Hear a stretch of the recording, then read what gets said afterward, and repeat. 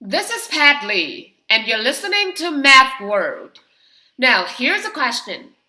Can you guess how the human hand, the petals of certain kinds of flowers, and even some famous paintings could be related mathematically?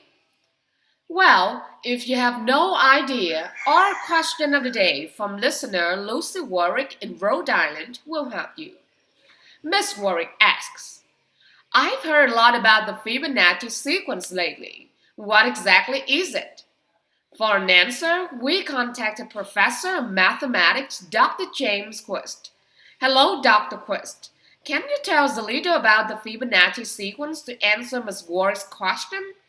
Well, it's a great question, especially since the sequence is around us in so many forms, and many people have no idea about it. It's really very intriguing once you're aware of it. First, what the sequence is a series of numbers, and in the sequence, each number is the sum of the preceding two numbers.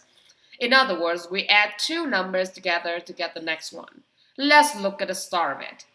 The numbers are 1, 1, 2, 3, 5, and 8. So if you add the first two numbers, 1 and 1, we got 2, which is the third number. Then 1 and 2 equal 3, which is the fourth number. Then 2 and 3 equal 5, which is the fifth number, and so it continues. So let's see. Each number is the sum of the previous two numbers, and the sequence can just go on and on. Yes, that's right. And what's so amazing about this is that the sequence shows up around us in so many ways. It appears in the natural world. Natural form tend to reproduce the sequence. For example, flowers, pine cones, and seashells. Look at the petals of flowers. They are more likely to be 5 petals than 4. And spiral seashell also involve numbers in the sequence. It's not as easy to see it as flowers, but the measurement of spirals are numbers of the sequence. Some people even mention the human hand when talking about a sequence. We have two hands. Each of these has five fingers, and its fingers has 3 parts separated by 2 knuckles. All of these are numbers in the sequence. Maybe it's just a coincidence or maybe not. And it's not just in the natural world, it's also in the art world.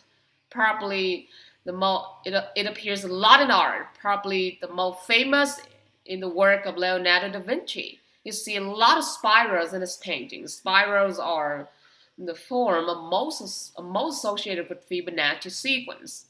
It also appears in music. One of Bach's pieces is based on the sequence, in the way the musical patterns repeat. Now it's not clear whether Bach did this consciously or not. Interesting. Who discovered all this? It was discovered by a mathematician in Italy in the early 1200s. His name was Leonardo of Pisa, but he called himself Fibonacci because his father's name was Bonacci. Anyway, he was an extraordinary mathematician. He actually introduced the decimal system to other mathematicians of the time. So mathematicians have known about the sequence a long time. Yes.